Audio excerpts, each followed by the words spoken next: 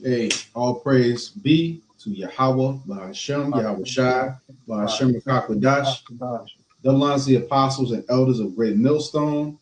Shalom to the elect. All right, we're back at it with another lesson of edification.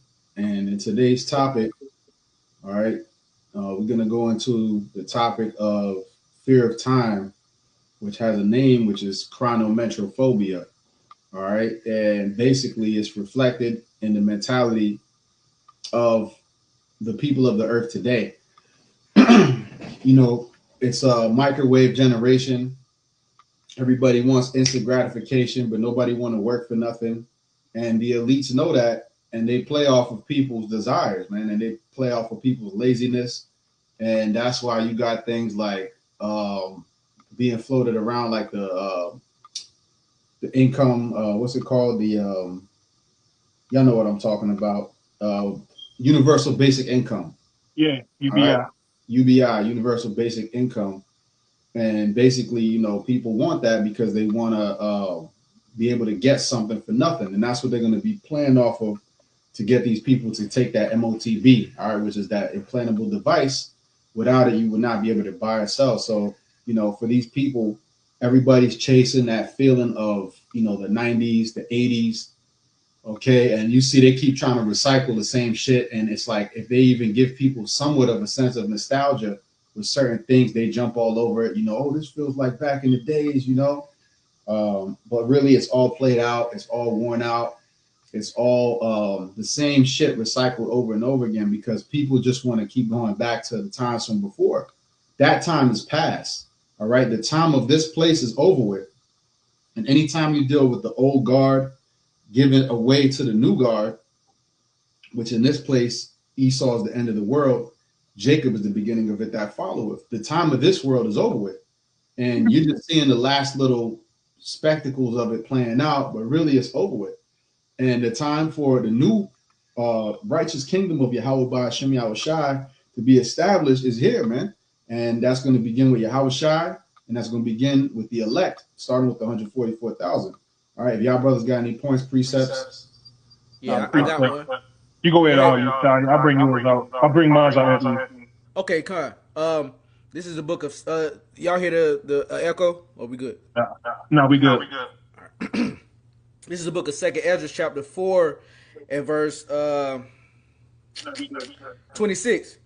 Then answered he me and said, the more thou searchest, the more thou shalt marvel, for the world hasteth fast to pass away, and cannot comprehend the things that are promised to the righteous in time to come. For this world is full of unrighteousness and infirmities. But as concerning the things whereof thou askest me, I will tell thee, for the evil is sown, but the destruction thereof is not yet come. And this is the last one. If therefore that which is sown be not turned upside down, and if the place where the evil is sown pass not away, then cannot it come that is sown with good. And that's what us brothers, we're waiting on that to come and sown with good. But you got people, they want to stay here in this wicked ass kingdom that was sown and birthed in iniquity. All right, that's why, and that's part of the Lord, what, taking the mirth from this place. Because like the brother was saying, they're looking for the next best thing. And I think pretty much, and the apostles said too, 90s was like the golden age of everything. All right, music, TVs, video games, and everybody. You see how they're basically like trying to bring the '90s back because this shit is whack as fuck, man. That's it. Yeah, you had something? Show me. Yep.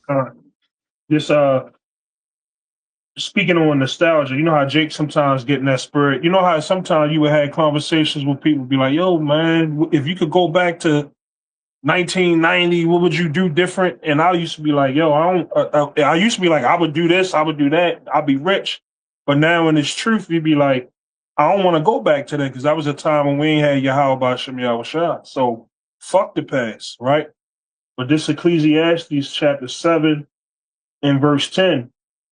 Say not thou what is the cause that the former days were better than these, for thou dost not inquire wisely concerning this. So the hell with yesterday. We can't change what happened. The Lord ordained everything to happen for us in that time to get us to where we are now. And that's why Americans, they always nostalgic. You know, they can't get enough of old TV shows, old music, you know, old clothes. You know, sometimes we get caught up in that, but it's like, yo, fuck all that, man. We got something far better that awaits us, and that's the kingdom of heaven. So the hell with going back to the good old days or the glory days. See, but that's Esau. He know that in his glory days, you know, he was the top shelf. Now he sees he losing that power. He Deuteronomy 30 and 7 hitting him hard. The curse is coming upon him, you know. But even in their heyday or their so-called glory days, when the depression and things like that hit, they be jumping out of windows. So you put adversity on Esau, and they're gonna take themselves out. We've been dealing with adversity our whole existence over here in the 250 years of being in Babylon, man. So we used to it. We already battle tested. But you got it up. Yeah, that's it. That's it. So, you know, even in the 90s, when you look at it, when they made stuff, you know, things got worse every decade. You know, the 2000s was one thing. Then the shit started to get darker. You know, they started mixing in a lot of things. And then from the 2000s, 2010s, it just keep getting darker, it keep getting more wicked, technology and things. But when you look at it, even in those times, man, Slovakia, even those times was really wicked, man. You know, even those times was still bad. But when you make shit progressively worse, then people look back on the bad time and they'll say, "Oh yeah, well that was good." But even back then in the 90s, it was still wickedness going on, poison. You know, since we got here, it's been bad. You know, since we've been dealing with captivity in the Americas, period, man. All right, going back to the time where the Edomites came here and start subjugating our people, it's just been terrible, man. It had always been hell for us, but you know, it's been levels to it. You know, at times, you know, going back to the 90s, the people felt like, well, that was better because it was simpler. You know, people wasn't on their phone all the time. But really, all of this has to happen, like the scripture you brought out. It has to play out a certain way. And the thing about people is they don't want to deal with Salakia. 1 second. I'm gonna grab this precept in Ezekiel 12. All right, this is Ezekiel 12. All right, because our people don't want to deal with the time to come. All right, and that's what everybody's running away from.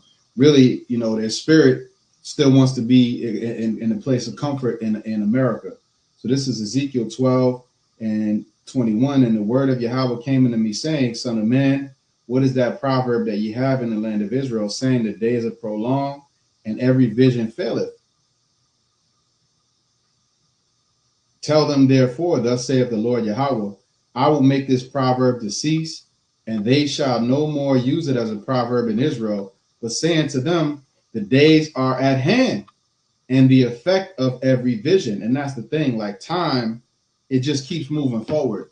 You see, there is no rewind, you know, and on life, you don't have a rewind button. Okay.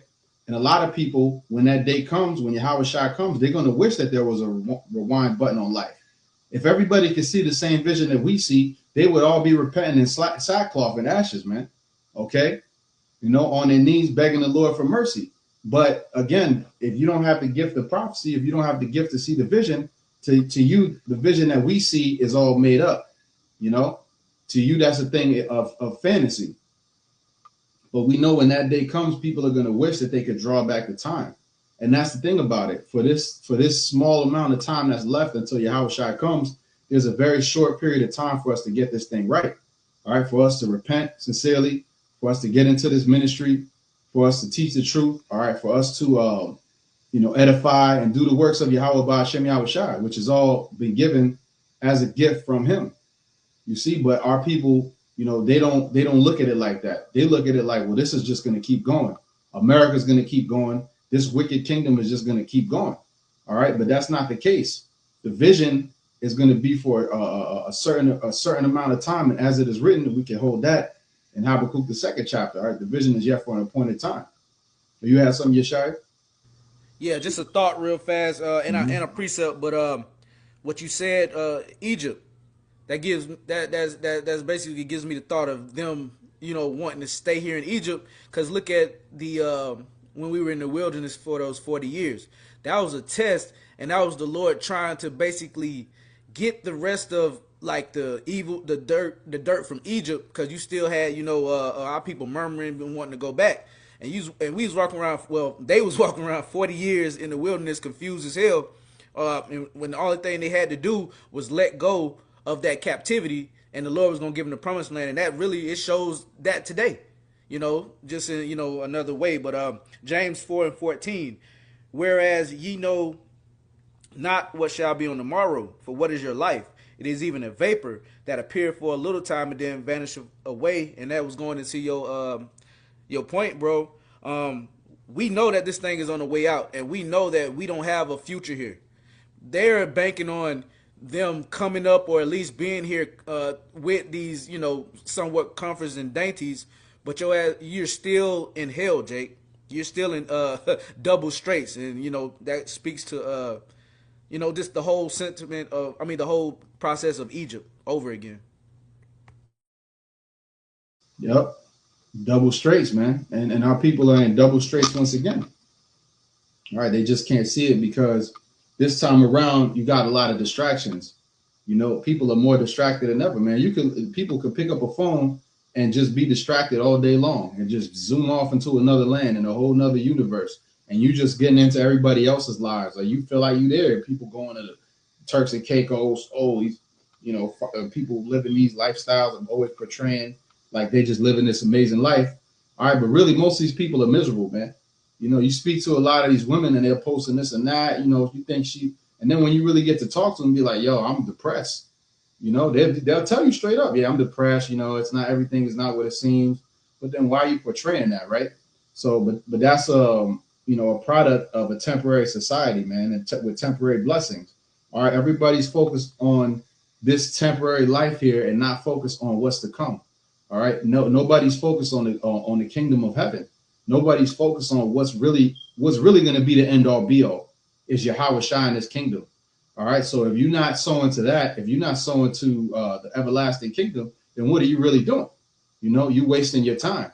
Okay. But people that are wasting their time are looking at it like we're wasting our time by serving the Lord. All right. But when it's manifested, when the Lord bring that judgment, it's going to be plainly obvious that serving him was the way to go. All right. You have something? I got an Apostle Gabar quote, and this what these people out here lack. See, they can't envision the kingdom of heaven, because they're not visionaries. Part of being in this truth, he always say you gotta be a visionary. When we amongst each other, the kingdom of heaven, the kingdom of heaven, the kingdom of heaven dwells within each and every one of us. So we can have those, we sit around and have holy conversation. Like even in class, we speak of heavenly things that could possibly be, how it's going to be in heaven, and things of that nature. These people can't envision that because they can't wipe out the vision of Babylon. They can't get enough of what they've seen here or the so-called possibilities that they can make here. They can make it here in this kingdom. No, we want to make it in the kingdom of heaven, where righteousness dwells, where we can actually live. This ain't living. It's just our current living situation while we serving out this captivity. But I got a quick precept, 2 Ezra 14 and 17. And reading the scripture let us know how, from the vibration of the earth going down and certain things ain't the way it used to be. Like even people, you look at the NBA, the NFL, it don't have that lasting effect like it normally once did. But this precept kind of ties into all that. It says, for look how much the world shall be weaker through age, so much more shall evils increase upon them that dwell therein. And I always use that scripture like the earth is getting weaker through as old as it get. No land Sabbath, certain foods lose nutrients and things of that nature. Like even people, like when we go back to where the life expectancy was cut down, it went from what Methuselah being like 959 years old to cut down to what is the life expectancy? The scriptures say what 70, and if lucky, plus what 10 or plus. What was it, Yeshaya? Uh, yeah, if it's 70, but basically in the scriptures, if you 80 is borrowed time, pretty much. 80 is borrowed time. Yeah. Right. what I'm saying is everything is getting weaker. You like even down to the vibration and everything, man. So the longer we be here, hey, we fuck around and die off if it wasn't for the Lord having a remnant or elect. You know, nothing has the uh uh you know nothing really has what it had in the past. You know, from the food to clothing, quality of things, the quality of life. Everything is getting weaker and lesser and lesser. So, but you got it up. I had something real fast. This is Matthew 6:19. Lay not up for yourselves treasures upon earth, where moth and rust doth corrupt, and where thieves break through and steal. But lay up for yourselves treasures in heaven, where neither moth nor rust doth corrupt, and where thieves do not break through nor steal. And we get that through the Spirit. These people want to lay up treasures here on earth, and where can you redeem them? Here on earth. So you have to stay here. You have to be here. But we are what, laying up our uh, treasures up in heaven. Well, we got to get on the chariot to get them. We got to get to eternity to receive those, gifts that the Lord said that we're laying up. So that's where our mind state is. We're on a whole different mind state from these people. We are from above. They are from beneath. You know what I'm saying? That's right. That's why we extraterrestrials, man. That's the real extraterrestrial. They're over here looking for aliens all out in outer space, all this nonsense, man. The aliens are right in front of you. You looking at them. You know what I'm saying? And Howard Shai is the ultimate, So I got this right here. Well, you was in James, the 4th chapter, so I went down a bit. James 4:13, right? Salakia. James 4:13. Go to now, ye that say, today or tomorrow we will go into such a city and continue there a year and buy and sell and get gain. Whereas ye know not what shall be on the morrow. For what is your life?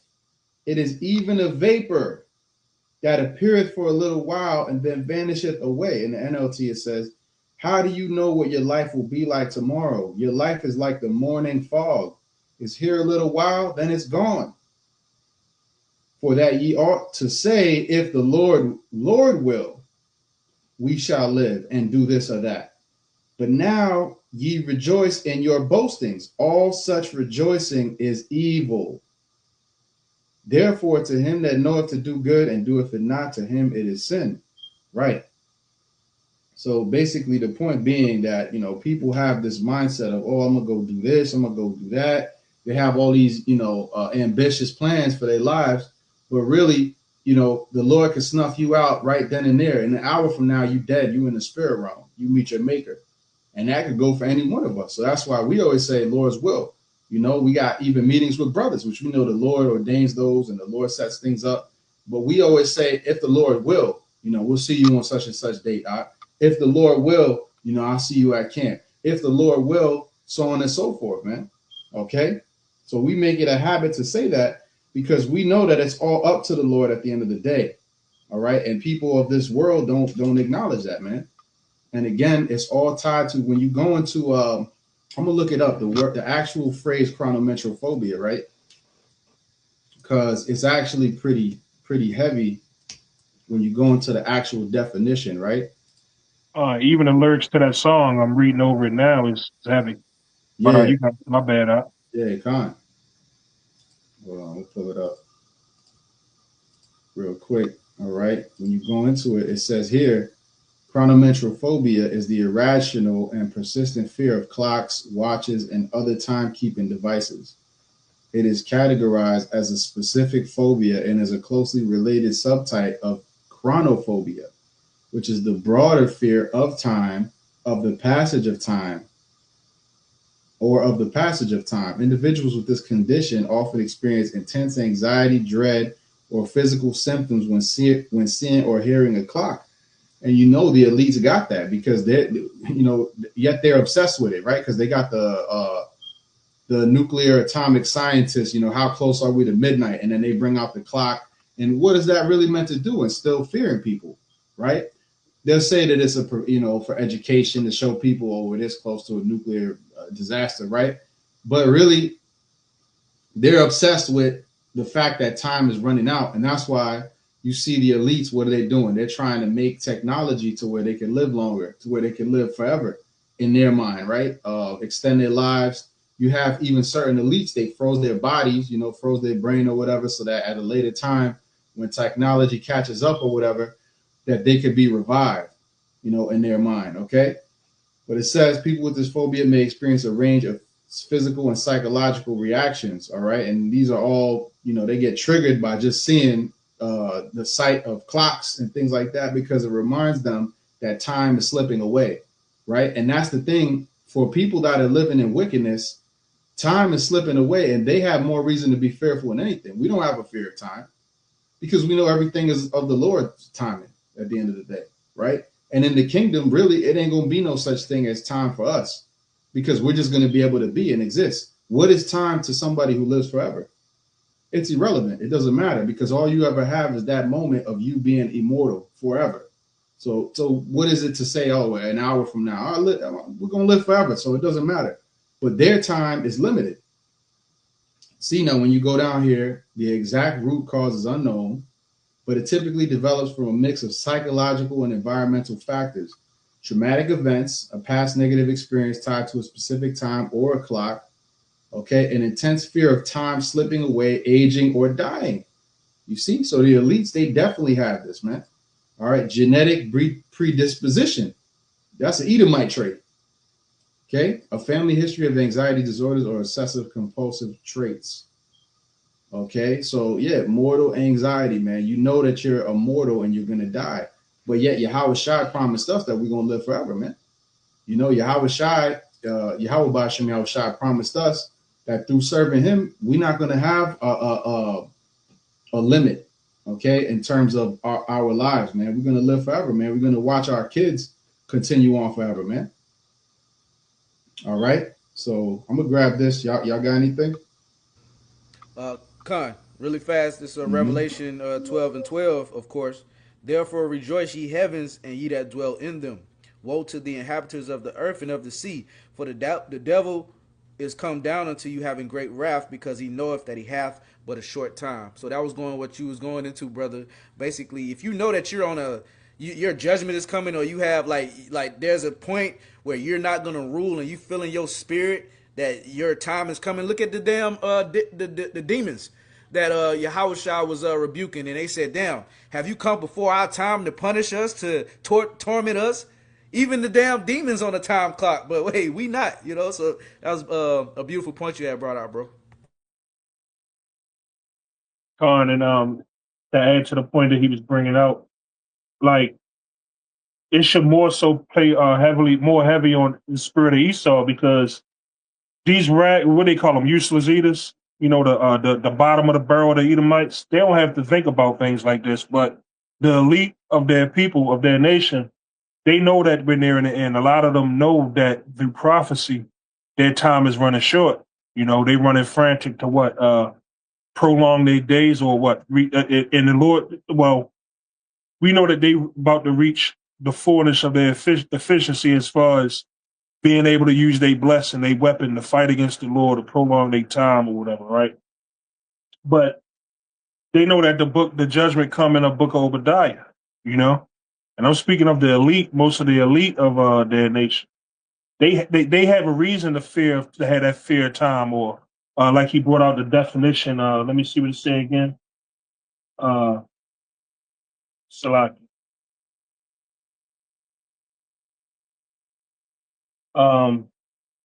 Mortality, anxiety, They know that their time is coming, their judgment is coming. But I got this in Ecclesiastes 8:11. Because sentence against an evil work is not executed speedily, therefore the heart of the sons of men is fully setting them to do evil. Now, equating that to Esau, they could just continue and continue and continue just to be a fucking hell upon the earth, and no judgment is coming out yet. But the elite of them know that there's a judgment that's written of and that's coming. They know who we are as a people. They know that they Esau Edom. It says, though a sinner do evil 100 times, that his days be prolonged, yet surely I know that it shall be well with them that fear Yahweh, which fear before him. But it shall not be well with the wicked, neither shall he prolong his days, which are as a shadow, because he feareth not for Yahweh Shem Yahushua. And the devil don't have the ability to fear the Lord. You know, he just act on instinct like an animal. You know, he's the wicked, the evil. You know, he's the basis of all men. And we use this scripture a lot with our people. They know that they could keep eating pork or they could keep doing this. But hey, this code for Esau as well, man. You know, your judgment is coming, and they know it. So that's why they making the moves that they doing now. And even with knowing all that, the Lord still gonna put the spirit on them to go to war with Yahweh, as if they can win. But we know that there's a judgment and there's a written of, and we know there's a salvation written of. So we got forever to look forward to. Esau got that 1,000 years where the Lord is going to do what? Yet again with time. You know, Esau the Esau thought he to change the time and the seasons. Well, the Lord going to slow that he going to go back to his frame of time. You know, a day of the Lord is like 1,000 years. So that 4th day of Esau being in captivity going to seem like forever, and it's going to seem like forever for the Sabbath to come over, because they're going to be continual employment, man, slavery.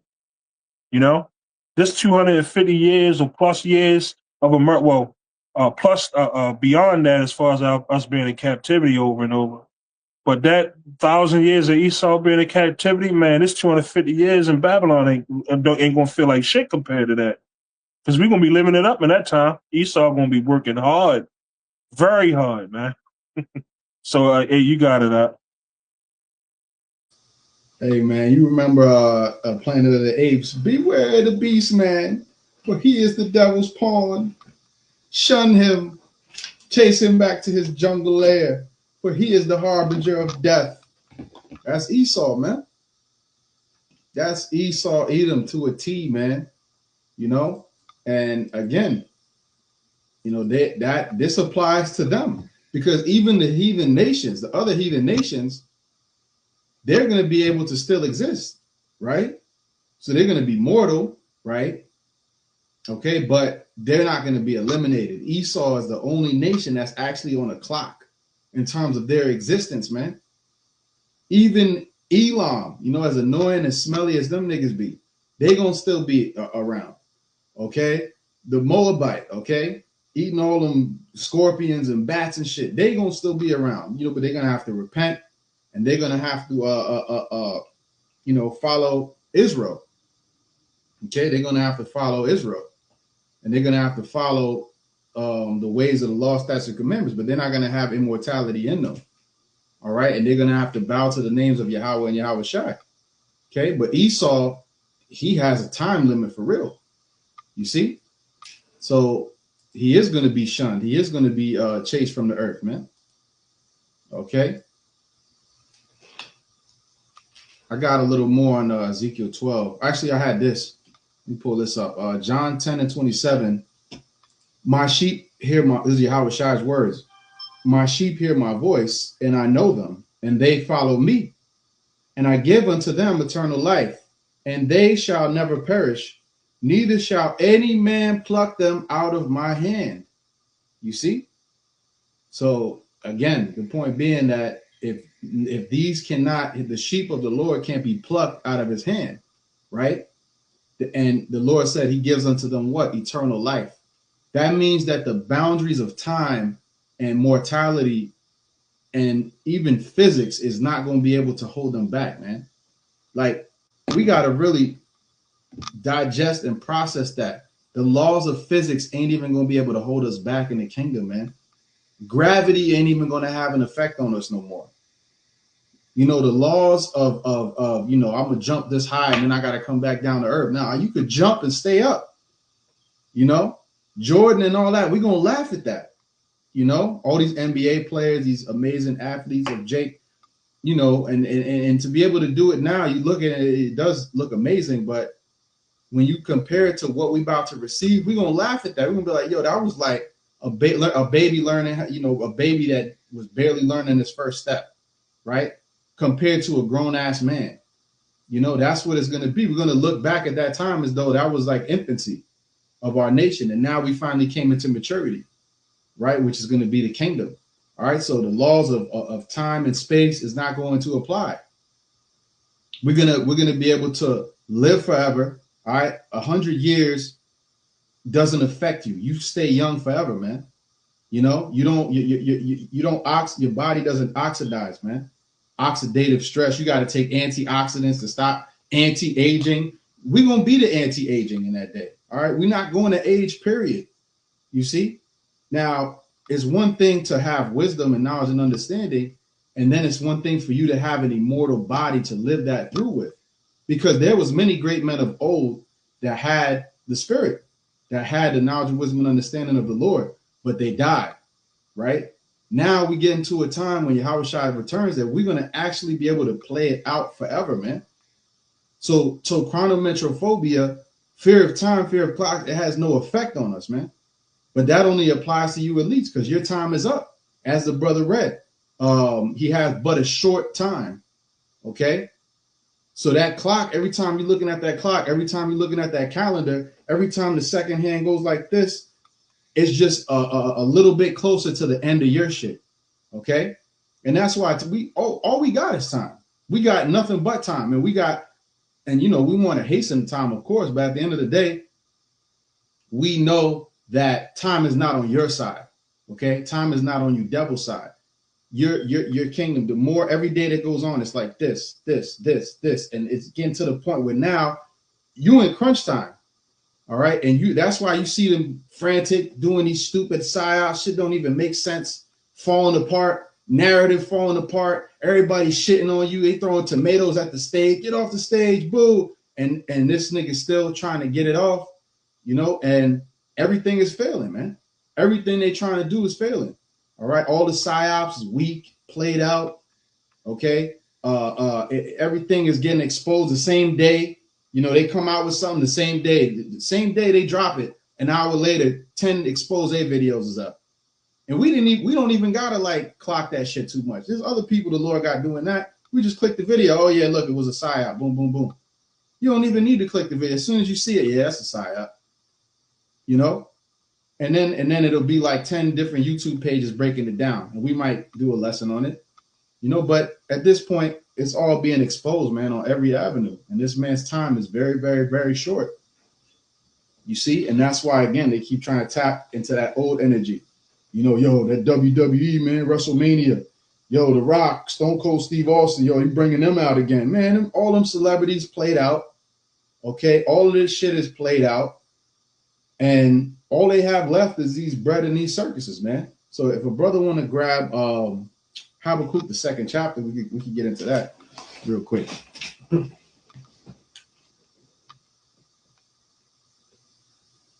Where you want me to start at? We can start at this third verse. Yeah.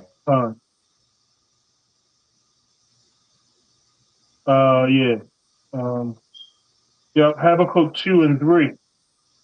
For the vision is yet for an important time, but at the end it shall speak and not lie. Though it tarry, wait for it, because it will surely come. It will not tarry. That's it. So yeah, as I said, it will surely come. It will not tarry. Tarry means delay. Okay, going back to the name of Abraham's father, Terah. Okay, that's where you get that word tarry from. Okay, because the blessing of Yahweh Hashem Yahushai delayed from his father until it hit him. You see, Terah. Okay, but again, tying it in with this topic is that it's not going to delay, and we see that right now. Look what happened. A month ago. Brothers was watching the news, and sometimes you watch things, you get a little disappointed because we want to see this thing go down ASAP. But then we like, damn, they talking about this and that, they playing games, just get on with it already, right? And then look, a few weeks later, now we back, and now the war is going full fledged again. Now there's missiles flying as we speak right now. They talking about big, but people are in the summertime spirit. It doesn't matter no more because people are going out and having fun. Once that ends. Once the World Cup is about to be over with, and then people got to look and say, well, what's been going on? And then they see all this news popping out. All right. Come end of summer. All right. And you will see the gas prices shoot up again. and you're gonna see famines and plagues and things turning up, then people are gonna take note again. All right, but the Lord's servants, the prophets, been watching this whole time, knowing that these things are all coming up, knowing that calamities and drastic events is about to happen and is happening. All right, so that's why it says one of my favorite scriptures, man, and this keeps coming out. Well, matter of fact, you got a little more on that, or Hold on. Verse 4. No, I mean, no, that was it. that's the point, right? So Yep. yeah, I'm gonna grab this, and yeah, whoever want to break it down could get into it. But this is Luke 21. As a matter of fact, I'm gonna read it in the NLT. One of my favorite verses, man, because it's so obvious that this applies to what's happening right now. All right, Luke 21 and 34 in the NLT. Watch out.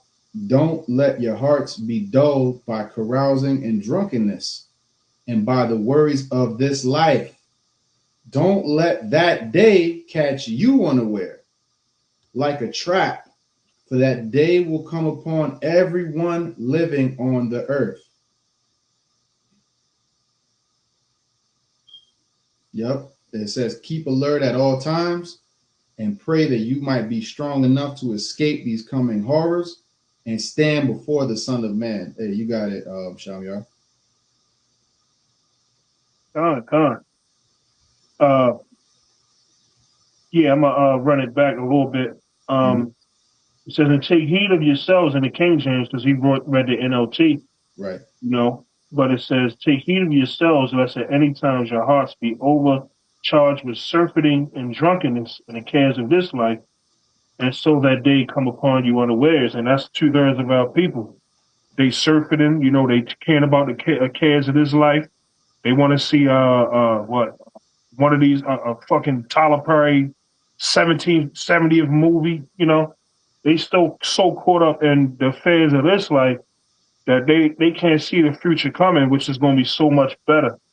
It says, for as a snare shall it come on all them that dwell on the face of the earth. And we don't want to get caught up in that snare, And we got to always praise the Lord that we could be still pretty much walking around in the wilderness, as they was in Egypt, leaving Egypt in this present day Egypt, you know. They so fucking covered in the shadow of Egypt, man. They can't see straight, man.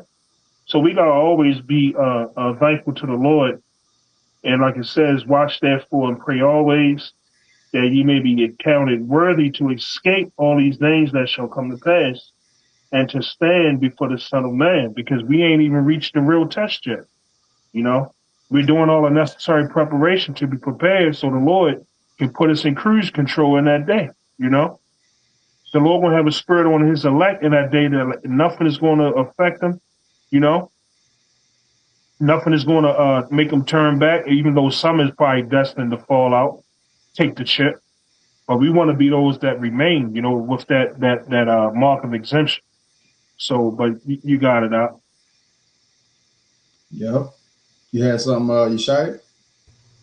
Yeah, just really fast. Second Ezra 16 and 40. O my people, hear my word. Make you ready to thy battle, and in those evils be even as pilgrims upon the earth. And like the brother Shem, y'all was going into, pretty much, man, that's really a superpower. Like the spirit that the Lord is putting on his elect. Like we've already departed this place, man. We're just waiting on it to actually see the downfall of the grid going down. The second address 16, up further in the chapter. Second address 15. All right, and we're getting ready right now. Like that is a powerful thing, and it just hit my mind through the spirit when y'all brothers was talking and making the points. It's like, damn, we're really right now getting ready for these things to come, and the Lord is looking at it like, damn, they're actually applying and doing things right now because we're in the flesh. We're down here with these people. I'm gonna look out for them. I'm gonna actually bless them because they're making the precautions and they're doing the things right now to be ready to leave this world anytime. And that, man, that's crazy, man. It's a beautiful thing. That's it. That's it. And these people are not. right? And that's why it says, I got the word for surfeiting, right? Surfeiting is the act of overindulging, overeating, or consuming food and drink to the point of excess. And that's what you have here in the ancient Roman Empire. You had excess, right? And that's why it was being brought up as well.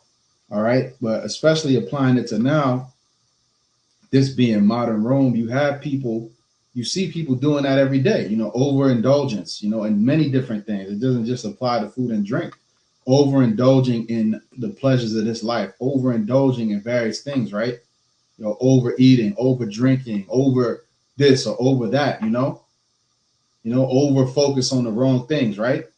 And it said what? Physical to excess, physical sickness or disgust derived from the verb surfeit. It generally refers to any situation where an overwhelming, excessive amount of something leads to nausea, weariness, or a loss of interest. You see? Okay, and when you go into it says literary and religious use, the word is famously used in older texts, such as in the King James Version of the Bible, to warn against overindulgence, drunkenness, and the cares of life. You see, I'm all, and that can apply to anything. You can overindulge in your family. You can overindulge in something that you're interested in, a hobby.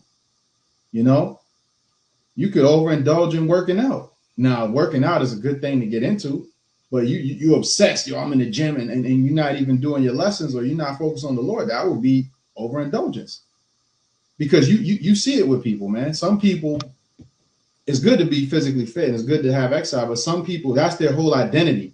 Like they just be in the gym constantly. And there's other things that's worse than that. That would be something that's not like necessarily a bad addiction, and you could, we do encourage brothers to be physically fit and things like that. But you got people where they just overly focus on the outer appearance, how their body looks. But you see spiritually, they have no knowledge, wisdom, and understanding. You got a six pack, but you're spiritually dead, right? So that would be an overindulgence, overindulgence on the outside, on the exterior. Yep. Hey, and most of them, when you're that obsessed, what do they turn to? Steroids, peptides, fucking their whole body up. All right, and that's what these people are doing in a sense, because they're not doing it just because it's so fun out here and there's a kingdom that's just overflowing. Now they doing that shit to cope. That's why you're not supposed to drink it to excess, because if you do, of course, us brothers, we'll get a little sauced and everything like that. But these people, they really have a dependency on going out, on looking like something, just to cope with the fact that they're over here in Babylon, the great suffering land. They don't even see it, but that's just how Esau Edom has set it up. So that's how we need to get up out of here, man, because it's leading to what? People, like you were saying earlier, surfeiting. Isaiah 24:9, they shall not drink wine with a song. Strong drink shall be bitter to them that drink it. And that goes to, everything's watered down and you got sulfates and everything in the wine and stuff like that. But the premise of why these people get drunk and acquire dependencies is all because, hey, we over here in hell and we depressed. As if you see it or not, through the spirit. That's it. It's all about escapism, escape from reality. So I'm gonna do whatever it means it could be, and their lives are so miserable. Friday is the outlet. Friday I'm gonna go turn up. I'm gonna get drunk. I'm gonna get hungover, and they brag about it. Yo, man, I had a bender. Oh, I was all fucked up. Da da da. Sunday, yo, I slept all day, and then go back to the same miserable life, man. Like if you listen to people's everyday conversation, I'm talking about like actual like back and forth between people. It's all vanity. It's all straight up vanity, man. Like I was in the gym earlier today, and I'm in the sauna, and it's some lame ass Edomite. He's talking to some chick in the thing, and like the things that they even talk about to try to keep these women attention is just lame ass shit, man. Like you all up her ass and shit. Like who gives a fuck what y'all talking about, man? I just walked out. I'm like, man, fuck this conversation, man. I don't want to hear none of this shit. You know what I'm saying? But it's an everyday conversation. Like, oh, you work at the salon. Oh, okay. Oh, wow. You get these, just that small talk bullshit, man. And it's like, it's just a vain life, man. Everything is vain. You know, everybody's trying to portray something that they're not. You know, at the end of the day, you are all slaves to the elites. Okay. And, you know, we are too at this point because we're in this captivity. But ultimately, we're slaves to Yahweh Hashem Yahushua, most importantly, man. All right. And we know that the captivity and us having to take the humility of being captives, of being servants in this kingdom is short lived. So we have a kingdom mindset. You know, there's an invisible crown that's on each of you brothers' heads as you walk around, man. I'm saying, Lord's will, we get to the ultimate crown of life. But if you have Yahweh B'Shem Yahushua and you have the Spirit, you walk with a sense of royalty. And to you, the conversation of these people should feel very low level. It should feel very mortal, you know, as opposed to the conversation we get with brothers. This is immortal, right? This is based off everlasting, you know, an everlasting mindset, an immortal mindset. You see, that's why we can pull that too. Mortal thoughts. I'll pull it up real quick. I'll pull it up. You could break it down, Yeshaya.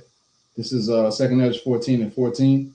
Let go from thee, mortal thought. Oh, you know what? Let me read 13. Now therefore set thine house in order and reprove thy people, comfort such of them as be in trouble, and now renounce corruption. Let go from thee mortal thoughts, cast away the burdens of man, put off now the weak nature, and set aside the thoughts that are most heavy unto thee, and haste thee to flee from these times. Hey, Khan, and what the scriptures say, man. Basically, how Shah said, the truth will set us free, and also his yoke is not burdensome, or his yoke is not heavy, something like that. Because with us serving Yahweh B'Shem Yahushua, it comes with a bevy of benefits. First of all, your mind state. We don't go through the same stresses that these people do.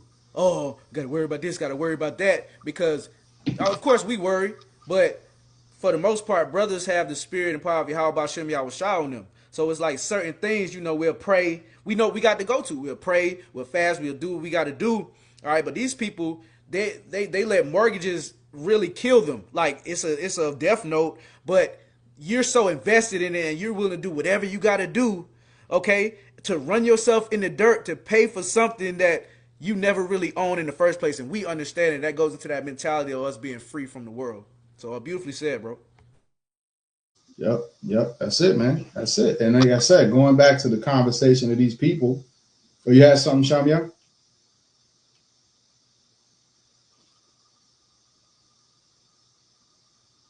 Yeah. Real quick, based on what you're saying, it all ties in.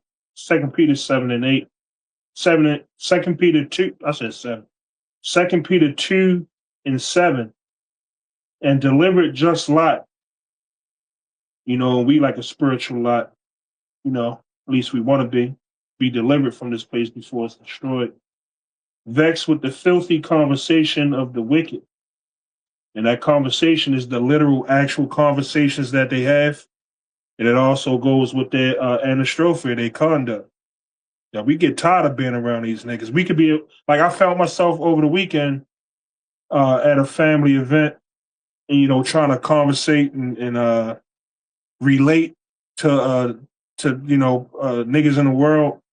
And it just couldn't happen. Like, it led back to motherfuckers started talking about, yeah, man, it's weed good, but I want to try DMT and this, that, and that. I'm like, yo, these niggas don't really realize that that's like they crying out. They crying out, but not how we would. We want the Lord to destroy this place. They just want to be numb so they can continue to be in this shit. They want to numb the effects of being in hell so they can continue to be in it. And you made a comment about, yeah, Friday just got paid. Like people are so trained to look forward to Friday, the weekend, you know, time off from slavery, a time to check out from the plantation. Some people working 6 days, 7 days a week, and it still ain't enough. So they overdrink, they overdo the drugs because they just want to, they want to numb the fucking feeling of this pain, man. But hey, we gonna go through it. with the spirit and power of Yahweh Bashem Yahushua, and it's going to numb us to. It's going to get our numbing effect going to come when we be numb to Jacob's trouble, going through the real test, the real hell. The Lord gonna have a spirit upon us that it ain't shit gonna be able to shake us or break us. Those of the elect. But that's it. Hey, Con, bro, just real fast, just off you said, and that really kind of speaks to depression too, because you're sitting there, you're obviously destroying yourself. You know, there's a certain level of alcohol or whatever drugs they doing that you take that you might OD, that you might you know acquire alcoholism that destroys your liver. But it's like, you know what? You want to have your fun just to you know, cope for the moment, but the end is death, and they know that. So they're like, you know what? We either gonna die or, you know, just be here coping. But it's just depression at the end of the day, man. They don't have any hope. That's it. That's it. Well said, man. They ain't got no hope. You know, they have no hope for the future, man. And everybody's really, most of these people are like, you know, very fragile, man. You know, like they're not really too far away. Most people that you see walking around, they only a couple, 2 or 3 bad events away from completely melting down, losing it. You know, especially Esau. You hear some of these Edomites talking like, yeah, man, you know, I got this job, But if shit go bad a little bit and the shit go veer off that, oh man, they don't know how to deal with adversity like Jake can. They can't handle, you know, if they walk a day in the life of a brother, you know, of what we got to deal with, they'll probably kill themselves by the end of the week. You know, you get pulled over for nothing. You know, you get harassed for nothing. People looking at you type of way just for existing, man. Your existence is an object of hatred. just because you exist is an object of hatred. You know, you are a spectacle. Even the scriptures say that. You know, and you get that feeling, man. You walk around, certain people look at you like you're an angel of death. You walk into certain places and they look, you see Edomites, like their eyes get all big and they scared, man. Because they see something, it's like, whoa, what is he into? What is he about? What does he know? You know, because a thief and a murderer lives with a guilty conscience. Their whole existence is based off guilt. So they looking at you like, what do you know about me? What do you got something on me? You know, the fact that you didn't even say nothing. You just walked in to get a drink, get some water or whatever. You know, you going to get a smoothie. You in a health food spot and there's Edomites in there. You know, and they looking at you like, you know, like you are really a threat. And the truth of the matter is, through the spirit of Yahweh Hashem Yahushua, we are, man. We are a threat to their existence because it's not us, but it's the word that the Lord put in us that is a threat. The message that we hold is a threat. You see, it's a threat to their very existence and their whole system, their civilization. At the words that the Lord has us speaking, their civilization is crumbling, man. That's powerful, man. We got to remember, you know, how powerful it is, the words that we're saying. And it's so powerful that their spirit can detect the things that you know. When you walk in a place, they automatically feel it. Like it makes them feel uneasy. You ever be walking and you see an Edomite and they was just having a good day, and as soon as they see you, their face get all fucked up. They start frowning. You just fucked up their whole day just by crossing paths with them without saying a word, man. Because it's the spirit of Yahweh Ba'Shem Yahushua that's doing that, man. And the Lord put us specifically here to make their lives miserable and uncomfortable, you know? And we love it, man. It's Brakta Yahweh Ba'Shem Yahushua. It's beautiful, man. It's beautiful, man, to be able to have the power that the Lord gave us through the Rachak Wadash. That's spiritual power. You walk around, you discern in spirits, you see people. It's like damn near you could read their thoughts when you see them. Yeah, bro. Hey, and I know brothers been in this situation before, especially on the highways and byways when certain couples of another orientation, I'm gonna say, they'll be holding hands, and brothers don't even really be screaming on the highways and byways. We'll just be sitting there, and then they just let go. I'm like, hey, There you go. You know what I'm saying? You got convicted in your spirit, and the brother ain't even say nothing to you. You know, so yeah, bro. Mm-hmm. It's as though, I won't say it's as though, it is that the spirit is fighting our battles for us, man. You know, you see certain situations, certain individuals, they see you and they just avoid you, or they just, hey man, the spirit is really a shield, man. It's like we got like a shield around us for real. You know, and it's invisible and you can't see it, but it's a spiritual protection, man. It's angels. Matter of fact, let's grab that in the book of Psalms, man. I think that's what, Psalms 34. Psalm 34:7. The angel of the Lord encampeth round about them that fear him and delivereth them. O taste and see that Yahweh by Hashem Yahushua is good. Blessed is the man that trusteth in him. O fear Yahweh by Hashem Yahushua, for his saints. It's like it. Ye his saints, for there is no want to them that fear him. No want. You know, we good through the spirit and power of Yahweh by Hashem Yahushua, man. We ain't got a lick to worry about, man. The only concern we have is the service of the Lord, man. The only concern we have is, how's the Lord looking at me? Once you center your life around that, everything else just falls into place, man. Whatever comes up, you know, I was speaking to my mom earlier, you know, about certain opportunities that's being presented, you know, with different jobs and things. And I was like, you know, Ma, I'm not worried about it, because at the end of the day, if the Lord want me to have it, I'll have it. If not, then I won't. So what do I have to be worried about?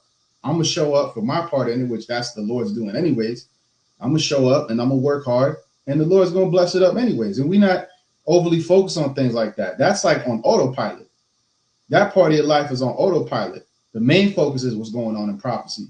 You know, I'm listening to this lesson. All right, Elder Yashawamba just upload. I got to click that, you know. Elder Kazak from Mississippi.